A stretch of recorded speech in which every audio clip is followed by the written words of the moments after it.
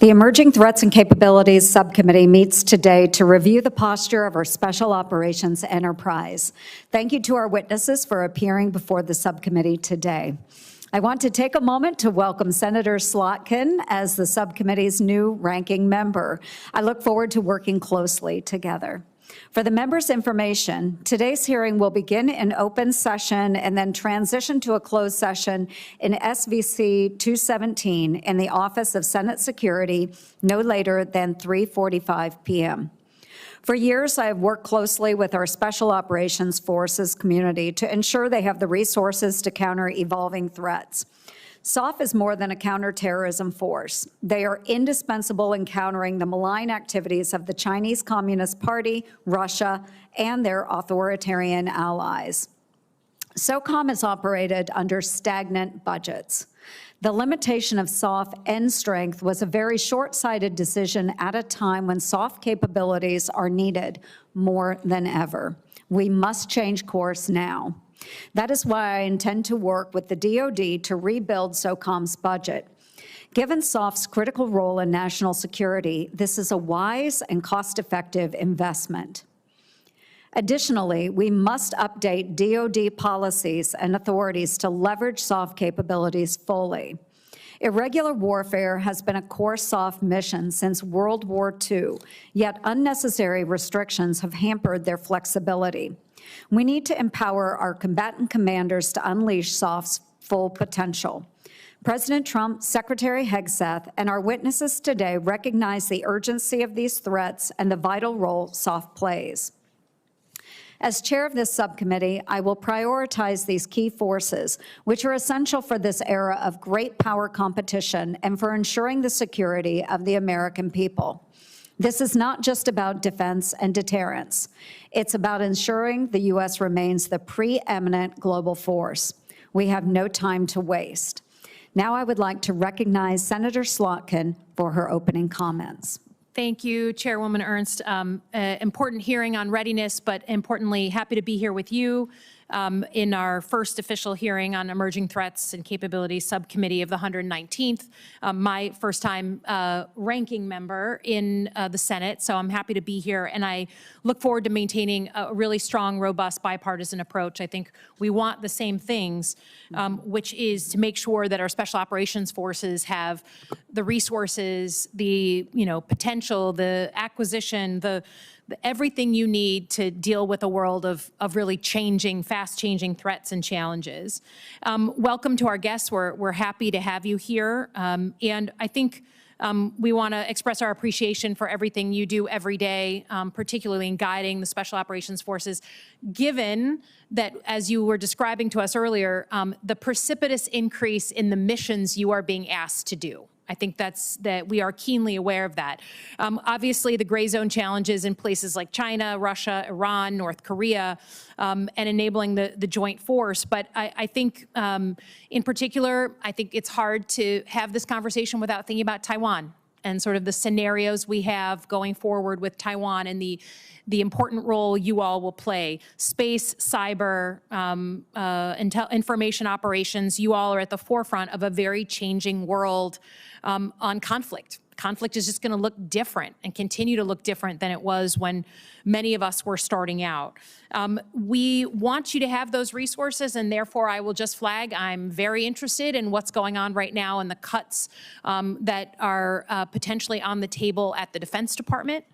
We've heard rumors of 80, 90,000 forces, for instance, from the Army being cut. I don't think anyone is against cutting actual fat on the bone, but being surgical and smart about it and not cutting the very operators that we need to perform this ever-expanding group of missions you're being asked to do. So with that, Madam Chairman, I yield back. Thank you, and I'd like to thank SASC ranking member, Senator Reid, for being here today. And Senator Reid, do you have any opening comments or thoughts? I just want to commend you, Madam Chairman, and the ranking member. I have great confidence. Okay, great. Thank you. We will go ahead and proceed to your opening statements. And Mr. Jenkins, we will start with you, and then we will proceed to General Fenton. So, gentlemen, you each have 5 minutes for your opening statements.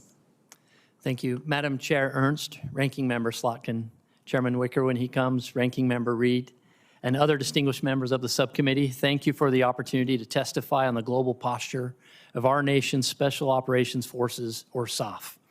I'm honored to testify alongside General Fenton. We are joined here today by two extraordinary Americans who I would like to take a moment to recognize. Principal Deputy Assistant Secretary of Defense and Director of the Special Operations Secretariat, Dr. Sandra Hobson, seated behind me, as well as SOLIC's Senior Enlisted Advisor, Command Master Chief Brad Rhinelander, also seated behind me. These dedicated servant leaders bring expertise and insights that have been invaluable as we advocate within the Department of Defense on behalf of our SOF service members and their families. As a combat veteran Green Beret myself, the opportunity to work with these incredible teammates and represent our SOF enterprise is profoundly humbling and special. Today's global security environment has become increasingly complex as AI and other technological advancements rapidly transform the character of warfare. Threats from state and non-state actors continue to converge.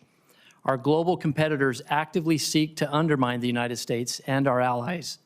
Terrorist and transnational criminal networks continue to pose a serious threat to the homeland.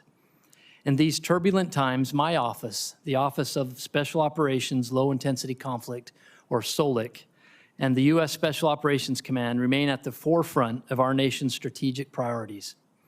Representing less than 2% of the defense budget, our Special Operations Forces provide unique and outsized effects, adding exceptional value to the nation.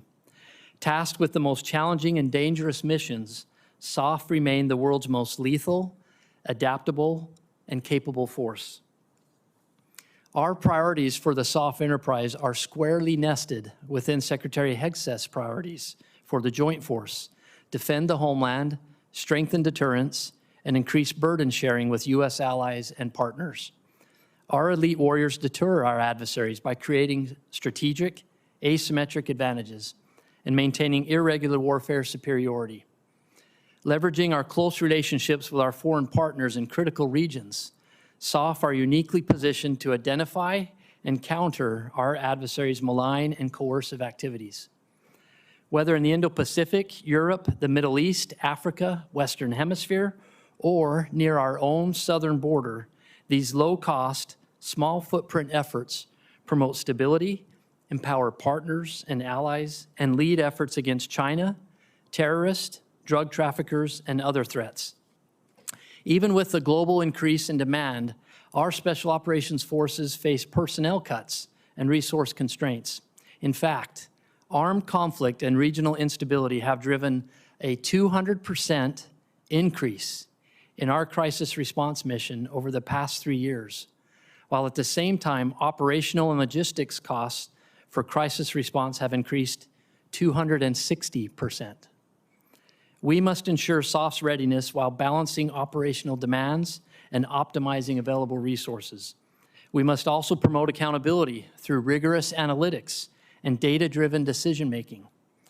Congress wisely established civilian oversight of special operations to ensure that SOF remains strategically aligned, ethically grounded, and accountable.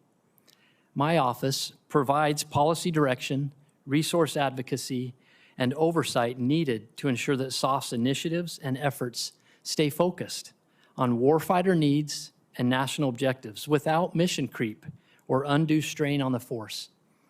This oversight is not bureaucratic. In fact, it is essential to effective warfighting. Our nation's security depends on a strong, agile, modernized, and accountable SOF enterprise. With your support, we will continue ensuring that SOF is ready to deter, fight, and win anytime, anywhere. Thank you again for the opportunity to testify. I invite you to visit our SOF community around the globe to meet our service members and their families and to see firsthand the capabilities that we bring in defense of the nation. Your continued support is critical. I look forward to answering your questions. Thank you, Mr. Jenkins. And General Fenton, you are now recognized for 5 minutes. Madam Chair Ernst, Ranking Member Slotkin, distinguished members of this subcommittee, Chairman Wicker when he comes, Ranking Member Reed, thank you for the opportunity to testify before you today. This month marks 38 years since the creation of Special Operations Command. We are thankful for Congress's incredible foresight in creating us and steadfast support ever since. I'm joined today by Command Sergeant Major Shane Shorter. Shane exemplifies the unmatched caliber of our non-commissioned officer corps. If you look at the hardest problems facing our nation in the darkest corners of this earth, you will find our Special Operations non-commissioned officers solving them. Our NCOs exemplify the precision, lethality of your Special Operations teams and demonstrate our competitive and comparative advantage. They are the reason we are envied by militaries around the globe.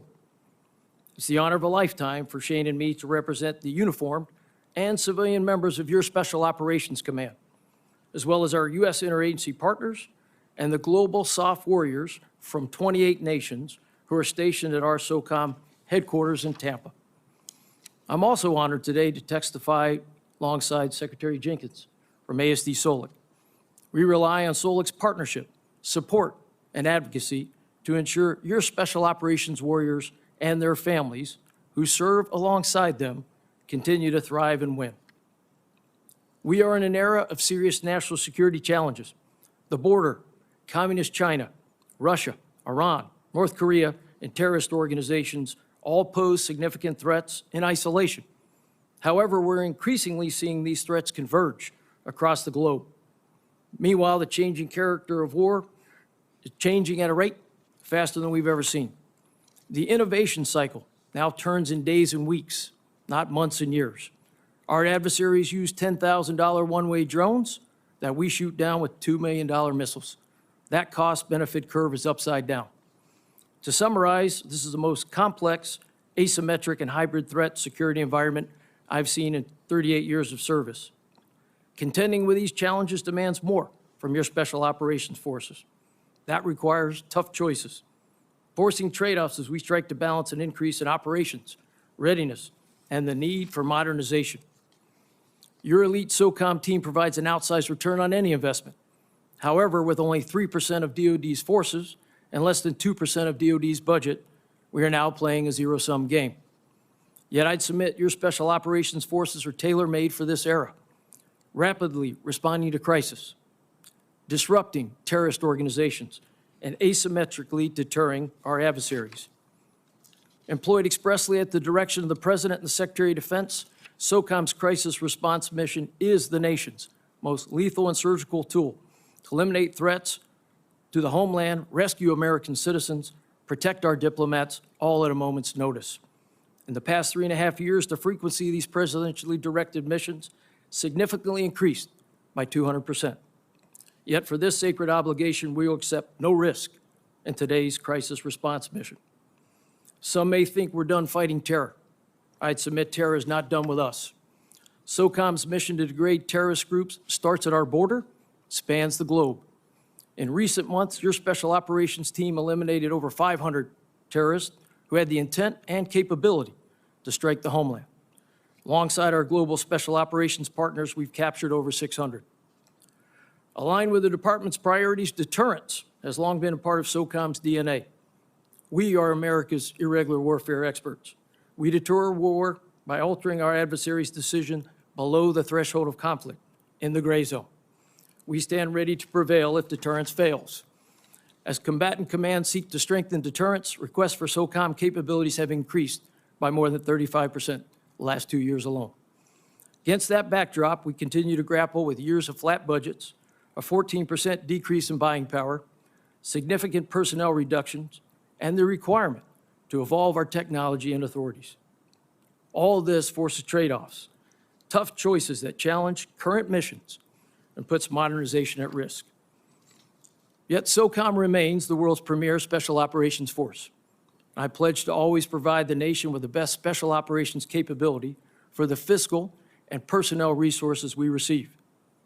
We will never compromise on standards and lethality. We are grateful for this subcommittee's work on novel approaches to soft funding and authorities. I look forward to taking your questions. Thank you. Thank you, General Fenton. And we will start now with the senator's questions. I'll start with 5 minutes of questions and go on to the ranking member. If we have other members join, we will have them ask questions as well. If we don't have other members join, we will recess briefly and move to the closed hearing. So this may be a very speedy round. But I will go ahead and start. And General Fenton, so you mentioned the personnel reductions in force. And since the announcement of soft personnel cuts under the previous administration, I have been very firmly and vocally opposed to that. The return on investment our nation gets from our special operations forces is not only measurable, it is absolutely unmatched. Despite those reductions, SOF continues to do what it does best. It's adapting, innovating, and overcoming. So, General Fenton, can you speak to how SOF is adapting its training pipelines to enable future operators to integrate high-tech capabilities like AI, cyber, and electronic warfare more effectively? Senator, I can. I would start by saying I think you know your SOF very well in terms of that we innovate, and I like to think we innovate for today and we modernize for tomorrow. And as we think about tomorrow, that's certainly through the lens of the lessons learned that we're watching vis-a-vis the events in Ukraine. And I think it's more important to not just observe those lessons, but as you laid out, institutionalize them. I think in the instance of institutionalization of those lessons, I would offer U.S. Army Special Operations, RSOF, has undergone two what I think are pretty significant efforts against these changing character of war. First is they've created a brand new course, the Remote Uncrewed Systems Integration course down at Fort Bragg, a course that is about a 6-week program of instruction, bringing together everything from learning how to build the drone, fly drones, and then certainly adapt them as we have seen on the battlefield. The second thing they've done, I would characterize in terms of institutionalizing, is they've created a brand new military occupational specialty, or MOS, or job title. And that job title is Remote Systems Integrator. And they've created that around the backdrop of a Special Forces warrant officer, a Green Beret warrant officer, and after their training is complete, a multi-month program of instruction, they'll go back to the Special Forces groups and start to really take that as a master trainer and weave it into all group training. You would see that across many of our components, but I think, Senator, those are a couple of the examples I'd want to give you. No, that's great. And I think many of us recognize there's nothing more dangerous than a warrant officer. So appreciate that new MOS. So let's talk a little bit more about those cuts. A critical strength of SOF is their ability to lead on emerging technologies and developing those capabilities that kind of ripple across the broader force. And it speaks directly to the indispensable role that they play in today's complex threat environment. So any additional reductions that we might see in SOF wouldn't just impact our SOF, they would degrade our ability to project power around the globe. So, General Fenton, from an operational perspective, how would further force reductions impact SOF's ability to respond to emerging threats in regions like Indo-PACOM, Europe, and, of course, the Middle East? Well, Senator, I would offer right out the gate that would absolutely hurt. It would hurt fairly significantly, especially against the backdrop of, I think, over the last three and a half years, we've seen a 5,000 person teammate reduction inside of SOCOM already. And that's against the backdrop of communications, logistics, intelligence, civil affairs and PSYOP, and of course, operators. I think all of those are the type of capabilities that you see combatant commanders, as I mentioned in my opening statement, asking for more and more to the tune of about 35%. And I think that would absolutely impact that. We're already forced to make tough choices. And trade-offs. Those would certainly those would amplify those tough choices and trade-off and really put us in a place where I mentioned earlier in the statement we're already at a zero-sum game.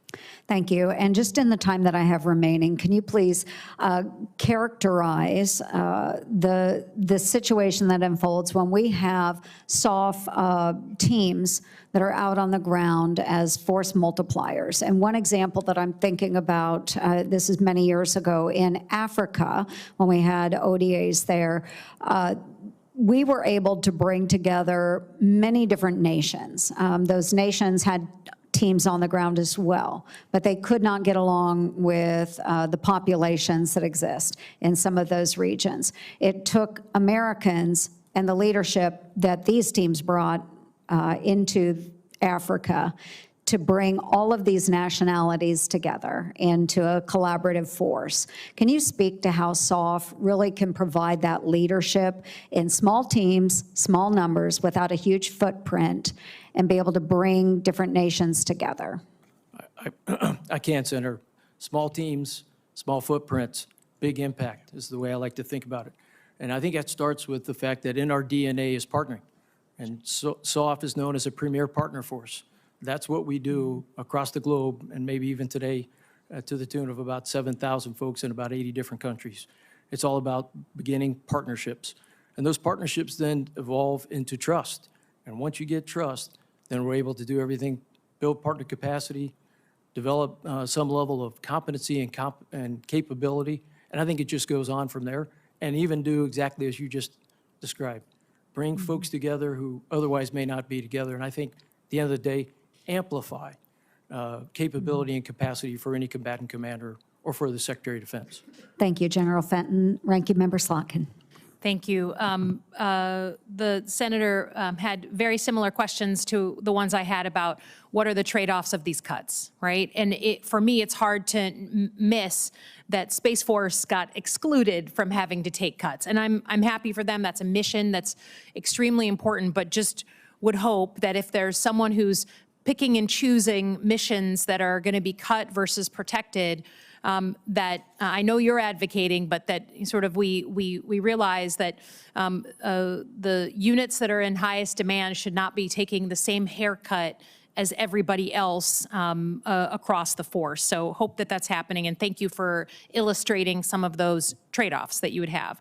I do want to understand what missions you have been tasked to do in recent months. I am as someone who is a CIA officer and a Middle East specialist and did 3 tours in Iraq, I am 100% with you that just because you don't hear about threats in the news every day doesn't mean they're not still out there plotting to kill Americans, attack the homeland, and do really devastating things. And we, of course, have nation states that are causing all kinds of problems. But I did see that the president designated Mexican cartels, a number of named cartels, as foreign terrorist organizations, restricting, in a positive way, American citizens from providing support, materiel, leadership in any way to those organizations. Can you describe what, if any, guidance you've been getting and giving on lethal force against cartels on the southern border, given the buildup of about 10,000 U.S. forces down there? Thank you. I can begin with that, and then we can talk the details. The designation of foreign terrorist organization does not grant us any new authorities as a DoD entity. Is what it really does is it helps us unlock the doors to whole of government approach. Our threat finance analysts can now better provide their target packets to our counterparts in the whole of government approach. But what we are doing now is making sure that we provide options, that we can be ready, lethal, and prepared should the president need us to continue to seal and protect the border. But to answer your question directly, it does not grant us any new authorities to take direct action or so forth. So you would need commander-in-chief authority to go, for instance, and pursue drone attacks inside Mexico against cartels. I'm just asking, Mr. Musk said publicly that that foreign terrorist designation authorizes drone strikes against Mexican cartels inside Mexico. I'm just trying to understand fact from fiction here. Do you believe you have that authority today, understanding the designation alone may not give it to you? Do you believe you have the authority today to cross over the Mexican border and use drone strikes to go after cartels? No, ma'am, the designation of FTO does not grant us any new authorities. But separate from the FTO designation, do you, as the service secretary, believe you have that? I'm just trying to understand. I have no problem with them being designated. I have no problem going against them and their financing, right? Their materiel. But I think certainly as part of this committee, we want to understand use of lethal force in a neighboring state. So is there in any way, separate from FTO designation, do you currently have the authority to shoot at Mexican cartels over the border right now? No, ma'am. Okay, thank you for clarifying. And then, I think a lot of us on the committee are very worried about Taiwan and a potential problem with China over the next few years. I'm the co-chair of the Taiwan caucus, so we think about this a lot. Can you give me your best assessment of what our security assistance activities there, our training? Maybe we have to go into classified session, but would appreciate, your role in deterrence, understanding the role you're playing in that issue. Senator, we'll absolutely have to go into a closed session to provide details. What I would offer is that in support of Indo-PACOM, you would see your special operations forces doing many of the missions you described earlier. Certainly always being prepared for crisis response inside that AOR through our theater, Special Operations Command, Special Ops Command Pacific. That is a sacred obligation. I think you would also see us in a counterterrorism way, making sure that any CT threats, in this case ISIS East Asia, we're doing in a partnered way with teammates in that region. And then I think you would see us certainly in deterrence. And the way we present ourselves is presence is placement and access. It builds relationships and partnerships and capability, and all that I think is very valuable to San Paparo, any COCOM commander, because it provides options and opportunities they wouldn't otherwise have, and dilemmas and challenges to the adversary. Thank you, and I yield back. Thank you. And next we will go to Senator Budd. Thank you. Thank you, Chairman. Again, thank you all for being here. General Fenton and Mr. Jenkins, thank you both for testifying before the committee on SOF. So I was grateful for the opportunity to travel with Chairman Wicker last year to JSOC at Fort Bragg and to talk about the important work that SOF is doing, not only in North Carolina, but around the world. General Fenton, how would you characterize the demand and requirements for Special Operations Forces, particularly in crisis response? It's General Fenton. Senator, first, thanks for visiting our forces, and thanks for allowing us to be in the great state of North Carolina. Our honor. Appreciate all the hospitality there. I know all our forces do. I would offer, in my opening statement, I laid out a couple. I think in terms of crisis response, we have seen a pace and a scale and duration that I frankly have not seen in my 20 to 30 years in the special operations community. It is called on more, so there's a requirement that's gone up by 200% in the last 3.5 years. That's on or about 15 missions where we've been asked to get out very quickly and do the type of missions that I mentioned. Either recover diplomats, protect an embassy, or at some point, maybe even recover a U.S. citizen. I think I don't anticipate the world to get any less volatile, and that looks like a pattern to me. And so I think that demand has certainly gone up. In deterrence, the combatant commanders have asked for special operations in the last 2 years at an increase of about 35% to do the type of missions that they're looking for us to do that could involve anything from partner-based training to unilateral operations that would give them additional opportunities and advantages, maybe an unfair outsized advantage, and give the adversaries a bunch of dilemmas and challenges. So I think I anticipate that going up. And then I just mentioned earlier, terrorism is not done with us. And I think we absolutely have to stay focused on the threat that ISIS, Al-Qaeda, and Al-Shabaab pose. And all three of those missions are absolutely in soft wheelhouse.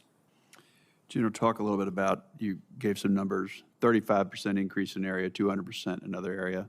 When you're called upon, how often do you have to say no because of that increased demand and perhaps the lack of readiness or rest or requirements that are needed?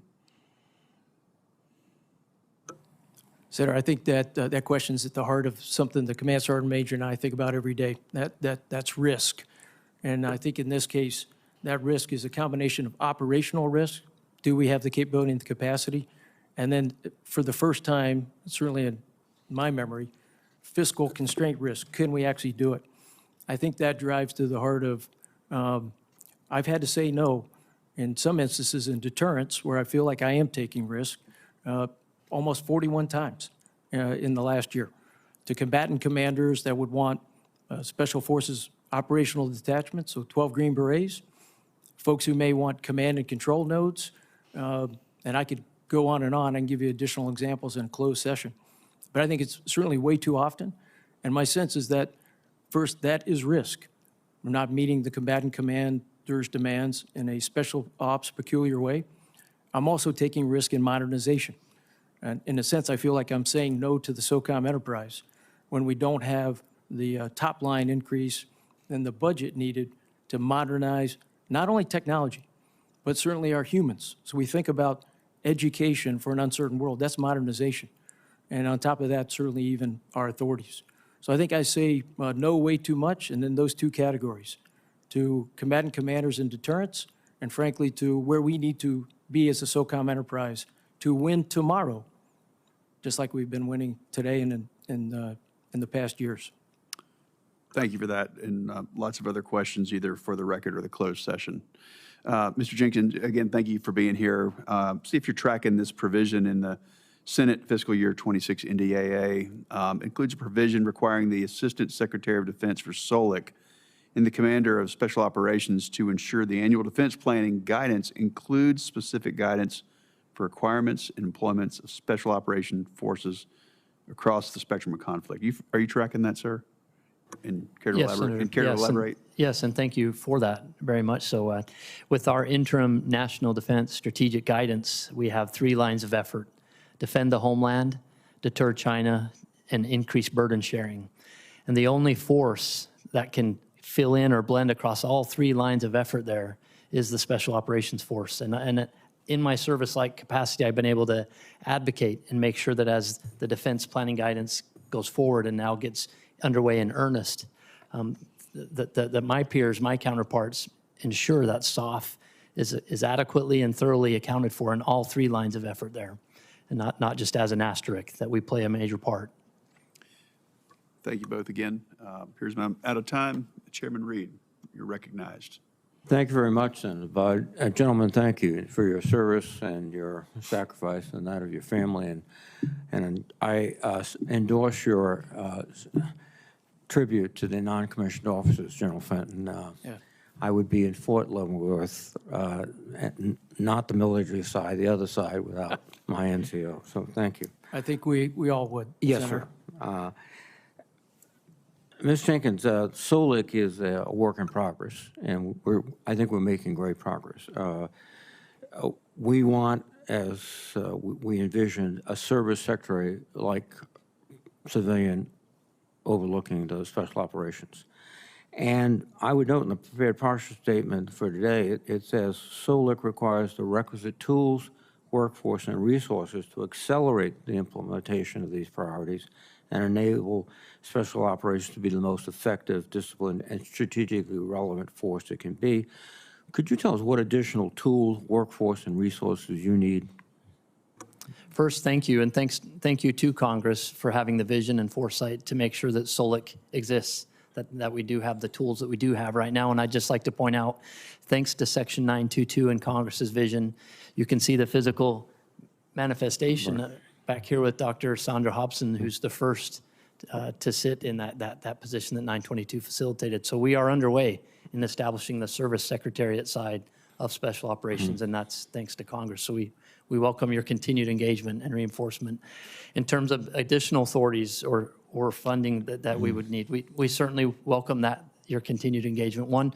One area that comes to mind is in the realm of talent management. We want to make sure that SOF officers and enlisted leaders, that we have the ability as SOF enterprise leaders to advocate for their advancement, just like our service counterparts would for theirs as well. As a Green Beret, I come from the Army, but I'm also a SOF officer, and so we want to make sure that we have that. Then in terms of acquisition authorities, we welcome additional discussion on how we can have more agile, more abundant acquisition authorities so that we can answer the need of those quick problems that we encounter out on the battlefield and be able to innovate and modernize and fund those accordingly. Thank you very much. And General Fenton, from your perspective, have you seen the benefits of this empowered senior civilian-like secretary? Senator, absolutely. I think this will be my third time at this table saying how critical it is, how much we appreciate the work this Congress has done in that arena. I think the first thing I offered you before, and maybe even yesterday, and thank you for the office call, was that having Secretary Jenkins at the service secretary tables, along with the SecDef, representing special operations and SOCOM issues is critical. And I think about that on the service side of the SOCOM organization. Also advocating for issues that support our service members, our civilians, and our family members. And those run the gamut. Certainly the Human Performance Program, preservation of the force and family, and many other items that we have inside of our enterprise. I would also offer in terms of thinking through modernization and certainly transformation. So I think there's a great deal that we've been able to achieve together as a team of teams in the SOF enterprise. Well, thank you very much. And after some notable civilian casualties several years ago, the Department of Defense set up the Civilian Harm Center of Excellence. And in last year's prepared statement submitted, it pointed out that these policies and procedures outlined by the department through the center assist with counter-violent extremist organizations' efforts as they prevent the underlying dynamics from creating more extremism. I think in layman terms it means if you're out there and you're hurting a lot of civilians, the reaction is the enemy gets more recruits, essentially. But I've heard public indications that the department is considering to rescind the policy guidance and to eliminate the Center of Excellence. Mr. Jenkins, what's your understanding of that? Well, first, Senator, thank you for pointing that out. We agree that the ability and requirement to mitigate and limit civilian harm on the battlefield is paramount responsibility for us. And second, it's the law. It's the law. And so we have to be respondent to that. I can also say there have been no decisions made on what the program may be called or the form that it will take, but the requirement and the need to report back and make sure that we are always mitigating civilian harm will always be present, no matter what it's called or how it looks. And again, let me emphasize the point, it's not only the law and the sense of humanity, it's also a very practical situation because by antagonizing the population, you lose ground against irregulars, you don't gain it. Just general final question, can you say if SOCOM has received adequate support from the center and that it's been an asset to your operations? Senator, I'm not sure, from the center? From the center. Senator, I think certainly, as we've thought through it, I go back to Secretary Jenkins' piece. We absolutely, as your SOCOM team, always aim to do the mission, especially in the kinetic ops that you're referring to, and then protect non-combatants and civilians as part of who we are and what we stand for. And I think, to your point, that sends a very powerful message across the globe that we're there to eliminate or disrupt a bad actor, yet at the same time protect innocents and vulnerable and non-combatants. That's a very different signal from a nation. And that's what your SOCOM team works to do every day. Madam Chairman, thank you. Thank you, Ranking Member. We'll recognize now Senator Kelly for 5 minutes of questions. Thank you, Madam Chair. General Fenton, in your opening statement, you highlighted your flat budget since 2019, which appears to be a 14% decrease in purchasing power. And SOCOM has also faced some significant personnel cuts over the past years. Is it fair to say right now that the demand for special operations forces continues to increase? Is that a fair observation? Senator, that's absolutely a fair characterization, as I've laid out in the opening statement. And so with this flat budget, then where have you assumed any additional risk because of budgetary and personnel constraints? Senator, I'd actually offer two places. In the operational arena, we've assumed risk in deterrence. As I mentioned in the opening statement, I'll assume no risk in crisis response today. That is a sacred obligation. And as we go across the spectrum in deterrence, as I've laid out, there have been instances where I've had to say no to combatant commander requirements because of operational risk and fiscal constraints in a way I haven't seen before. So first in operations, deterrence. Second is in modernization. Working to have the SOCOM team, and at times tying it to the Joint Force for sure, be able to win in the future environment like we have won for years and years and years in an increasingly contested and congested environment. We're taking risks there. The inability to get after the things I think that are asymmetric, that are part of the changing character of war, do it at speed. You could add anything uncrewed, artificial intelligence, additive manufacturing, autonomy, all that I think we're accruing high risk because we as SOCOM are not able to get after that based on a flat top line on 5 years, $1 billion in lost buying power that is reflective of that 14% lost buying power. Would it be fair for me to say then that a risk in deterrence, because of if you're not deterring our adversaries, there's a higher chance you're going to have to put some of your troops in harm's way, that the risk to your forces personally, risk to them being injured or killed in combat, that has gone up. And I think it's probably fair to say the same thing on the modernization side of this. If you don't have the equipment you need and you're facing a more challenging adversary, that's possibly putting folks at risk as well? Senator, I'll take it from the modernization piece first. I think first and foremost, the risk is not winning, not being able to complete the mission in the future environment. Again, against the backdrop of what we're seeing in Ukraine with the changing character of war that has, I call it a version of symmetry and asymmetry. Symmetry being all the things, and certainly the Russian Federation had, that any nation needs to go to war, tanks and missiles and airplanes and helicopters, and then asymmetry, where Ukraine did not have that and has imposed costs on the Russian Federation through all things that we're observing, institutionalizing, and operationalizing. I think we're taking risks there, and that risk is about winning. It certainly has a force protection component to it, because if you're unable to get through the contested and congested battle space of integrated air missile defense, radio frequency spectrums knocking your things down, electronic warfare, there is a force protection component for sure to that. And I look at both, but I think it's both of those in modernization. In deterrence, I think it's more about aggregated risk, us not being able to fulfill the parts of a campaign plan or no plan that the combatant commanders absolutely would rely on. And that probably at some point has aggregated risk for his end states and certainly their operations. Right. Thank you, General. And Mr. Jenkins, on China gray zone operations, they execute this all the time as an instrument of national power, and in their effort to supplant us as the world's preeminent superpower. So what adjustments just quickly in statute or fiscal authorities would you need to better compete and deter the PRC? In terms of authorities, we are working sufficiently and efficiently with what we have right now. It comes down to what the General outlined in terms of resources. We clearly recognize that deterring China is not just in the South China Sea or the First Island chain, it's everywhere. And in the closed session, we'll be able to give you some good vignettes on where we are going head-to-head to deter in the irregular warfare arena to make sure that we not only meet China where they are, but where they want to be, where they're trying to be.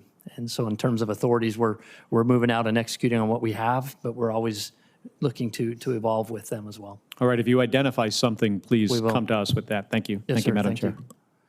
Thank you, Senator Kelly. And now I recognize SASC Chairman, Senator Wicker. Well, thank you, Madam Chair, and thank you, Senator Kelly, as you leave, because I'm going to follow up on the very important lines of questioning that you pursued. I was planning on asking about what extra things your command has been required to do for less buying power. But let's talk about the gray zone and follow up if we can on that.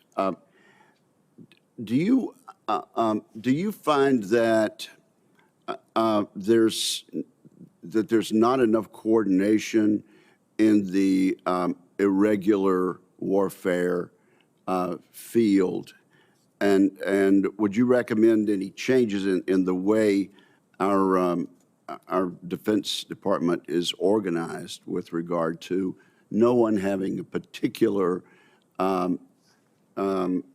domain over that particular issue and coordinating it across the various commands? Well, thank you for pointing that out. Certainly over the last 20 years plus, we've seen our counterterrorism muscle be exercised tremendously and our irregular warfare muscle not so much.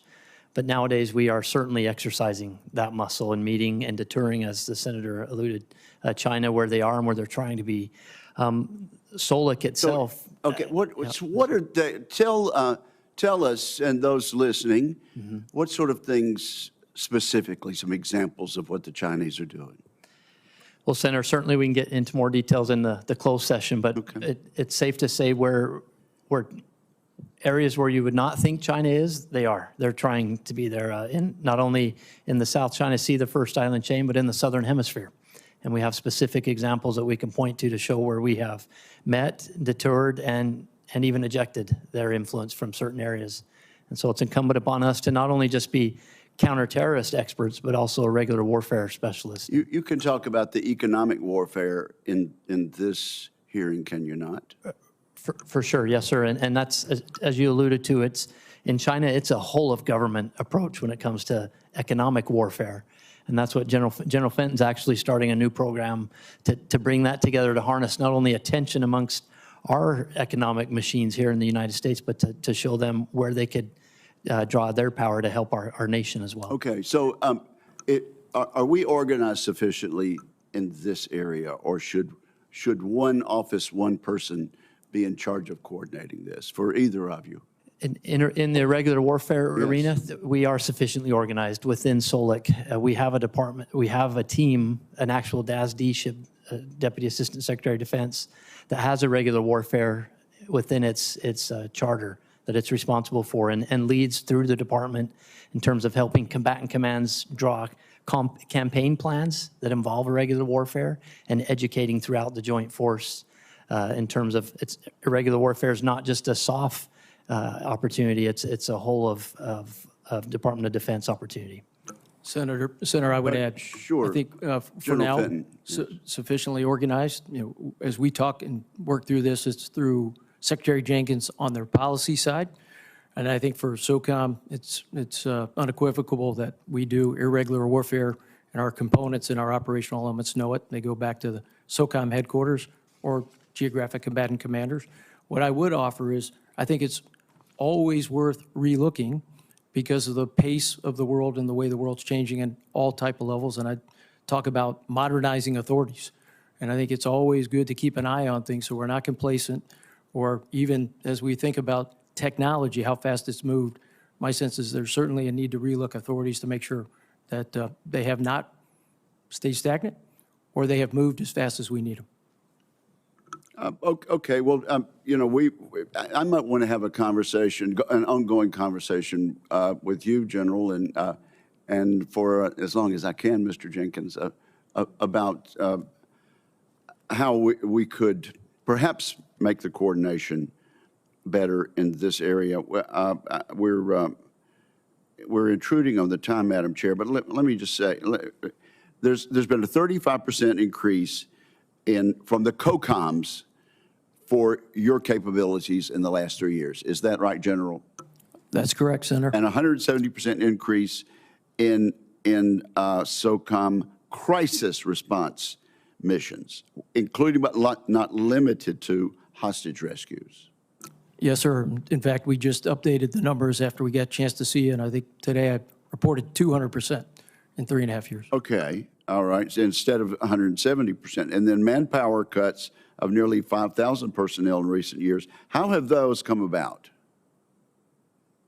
Well, Senator, a couple things. I think they're through the lens of the defense planning scenario and the work that the service has to do, along with the department, against any potential scenario, and I'll leave it at that because we could talk more in a classified session.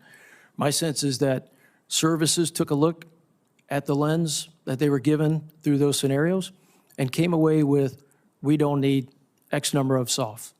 And over time, my sense is that that continued certainly to gain traction in the department. And as a result, I think you're very aware of a point last year where Secretary of Defense Austin made a decision to reduce SOF by 3,000 people. Well, have these crisis response requests gone unanswered? Senator, that Everything you're facing with the lack of funding and Sure. the lack of purchasing power and Yeah. cuts of 5,000? as I said in my opening statement, crisis response is the one place that I'm taking no risk. So we put everything we have against the crisis response today because our sense is that is a sacred obligation, presidentially directed, SecDef directed. We cannot fail. And so the other things that you might put behind those crisis response things might be, for example? Senator, I feel like we're absolutely taking risks in two places, modernization and deterrence. Deterrence would be that mission that we are taking risk in. And we're taking risk because, in my sense, we are unable to answer the combatant commanders' requirements to the level that they have requested and certainly need. And when I look at that, that is risk to them and certainly risk to your soft forces. And that we're bringing the value that we could be bringing to the combatant commands in preventing great power conflict and certainly preparing for it. One other thing, Madam Chair. I just hope the general understands the committee's position on both sides of the dais, that we need to hear fully from you on your unfunded requirements. Tell us what you need, be honest about it, and we'll try to get it for you. But we have found that some places within our defense establishment, they're reluctant to actually be honest with us about all the requirements that remain unfunded. And thank you for your indulgence, Madam Chair. Thank you, Sir, Chairman. You got my commitment to that, Senator. Thank you, General Fenton. Next, I will recognize Senator Shaheen, 5 minutes. Thank you. Thank you, Madam Chair. So, Mr. Jenkins, you talked about feeling confident about our irregular warfare capacity. Where do you put information operations in that irregular warfare? Thank you for that pointing that out, because irregular warfare is just like when you think about a kinetic strike, there are regular warfare strikes that are just as potent or valuable or important and need to be timed accordingly. And so the coordination for information operations actually resides within SOLIC, within my organization. And so we have the unique opportunity to coordinate across the combatant commands, not only within DOD, but also with our sister agencies, with the agency, with Department of State. And so those information operation plans are coordinated so that messages are comprehensive and complementary was the word I was trying to think of, instead of getting each other off track and timed accordingly. So it's very important. Well, I understand that you have the ability to coordinate. I'm concerned, General Fenton, you talked about the 3,000 person cuts to SOF, and my understanding is that many of those were enablers for the Military Information Support Operations, or MISO. Is that correct? That's correct, Senator. And I am concerned about our ability to compete in those information operations. We had a hearing in the Foreign Relations Committee at the beginning of the year where our China experts said that China is spending $1.1 billion a year on information operations, disinformation, misinformation. And right now, we've completely dismantled our humanitarian and foreign aid presence in the regions where China has a foothold. We don't have anybody in charge of information operations across, as far as I can tell, now maybe we do and I just don't know about it, across defense, state, and the administration. And the president just fired General Hawk, so the head of Cyber Command. So help me understand how we're able to compete in the information arena when we don't have anybody in charge and when we've lost a lot of our people who are doing that work. Yes, ma'am. In terms of that who's actually in charge and in coordination for the Department of Defense, that would fall by default to my organization because I support the Undersecretary of Defense for Policy, who is the principal information operation advisor to the SecDef. And so we do have a coordination body and ability to do that, and I have a full-time team that's organizing and actively engaging with the combatant commands in terms of funding, also in messaging, and then they work outwardly with our state and agency partners so that if one agency is going to employ a message or an information operation, it's adequately coordinated with the others so that we don't have fracture side. So if China's spending over $1 billion a year on their messaging strategy, how much are we spending in the Department of Defense on our messaging strategy? Ma'am, I'd have to get back to you with that specific number. But what we are doing is we're trying to make sure that we are good Is stewards. it fair to say we're not spending $1 billion a year? Correct. Yes, ma'am, that is fair. Significantly less. Significantly less. We are trying to be smart with every penny, for sure. But ma'am. it's not likely that we're able to match the operations that China's doing, despite our intention and the fact that we think we can do it better, because we don't have the infrastructure to do that. We've dismantled our Global Engagement Center at the Department of State. We're dismantling Voice of America, Radio Free Asia, all of the media that we've relied on really since the Cold War to get messaging across to accurately reflect the position of the United States against our adversaries. So again, I would ask you, General Fenton, do you think you have, should we be doing more to resource those information operations? Well, Senator, you and I have talked about this for We have. Quite some time. My sense, I'll start with information operations are absolutely critical. You know, there's a sense of you may not win a war with information operations like you could with artillery, or Right. you can certainly lose it if you're not a key part of that and putting out the messages. And I would offer, I think, as the United States of America, we've got a great message to tell. And my sense is that there is a void. You mentioned misinformation, disinformation by any adversary. There's a void out there that's not being filled by our message.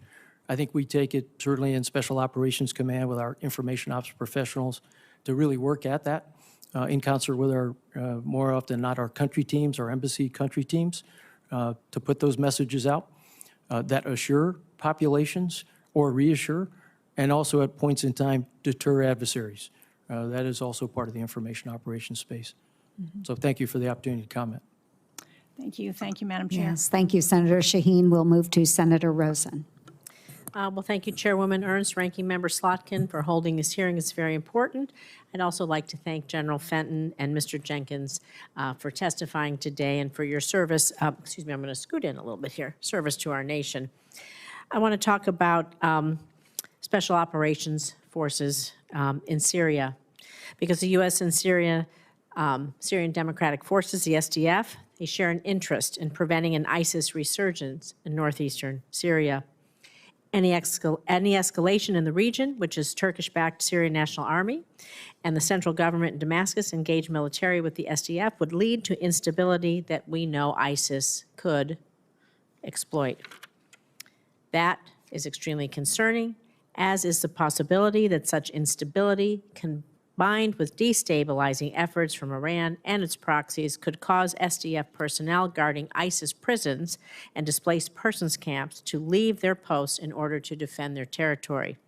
This would open the door to the possible escape of captured ISIS fighters and their families, as we saw that just play out in 2019. So, General Fenton, given our soft partnership with the SDF in the Defeat ISIS campaign, including security training and assistance, what are SOF and the SDF doing to prevent breakouts from SDF-run prisons and displaced persons camps to ensure that captured ISIS fighters and their families do not return to the battle space? I know this is a question that geographically pertains to CENTCOM, but our troops performing these counterterrorism missions are special operation forces.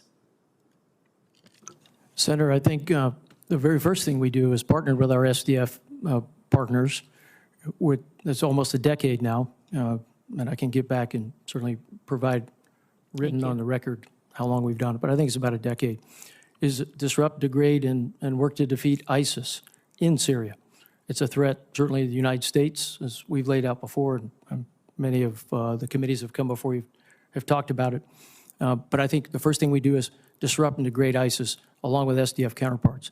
That certainly vectors into protecting the prisons and the camps. And I think that, if you look at it, that's keeping improvised explosive ISIS bombers from attacking those, creating a level of, or opportunities for breakout. That is taking action in places that may not be close to the camps, but we know have planning going on in the camp. So I think there's many things your SOF team is doing along with our SDF partners to, first and foremost, and that is the mission, disrupt and degrade and diminish ISIS as per the CENTCOM and SecDef direction, and also protect those camps from a breakout and a prison as well. Thank you. And I'm going to direct this question to both of you, staying on the same topic, because how does a continued elimination of ISIS leadership, and which SOF you have accomplished time and time again, impact ISIS' ability to plan and carry out attacks on U.S. forces and SDF-run prisons and displaced persons camps? And what are we doing more specifically to degrade Iranian-aligned militias from attacking or attempting to attack U.S. and coalition forces? And Mr. Jenkins, we can start with you and go on to the general, please. Thank you, ma'am. And we see all those problems clear-eyed for sure. And thank you for sharing that concern with us. As General Fenton alluded to, looking at what SOF can control, what we can do in this space, we take that very seriously. We are at the leading edge to make sure that our SDF partners can maintain control of those prisons, that they can repatriate where appropriate and when possible, so that we can decrease the population of potential breakout and under difficult situations. And then in terms of decreasing malign influence, we have to make sure that, similar to China, that we are deterring wherever possible, whether it's at the level of armed conflict or below with irregular warfare. We have the ability and lots of tools across the spectrum to make sure that we are deterring them from being in the battle space where they want to be and where they're trying to be. Thank you. General Fenton, anything to add? Senator, I would offer on the ISIS piece, I think is very important, as you've alluded to keep the pressure on ISIS by degrading their leadership, their operational, the operationally experienced personnel, the communicators, financiers. All of these things come together for attacks not only in the Middle East against our forces, and that is force protection as we take it, but also in Europe and against our homeland. ISIS is an ex-ops threat. So I think that is the multiple responsibility for your special operations teammates. Not only ISIS, Al-Shabaab, and Al-Qaeda, but getting after these layers is very important to keep any of those terrorist groups from being able to plan and execute an attack on the homeland. Thank you. I'll yield back, but I'm going to actually ask a question for the record about the Houthi relations with Al-Shabaab, so I'm glad you brought that up because it's critically important we discuss that as well. Thank you. Thank you, Senator Rosen. And at this time, we will recess for about 7 minutes, which will give us time to move over to the SVC 217, and we will go into a closed hearing at that point. So I call a recess.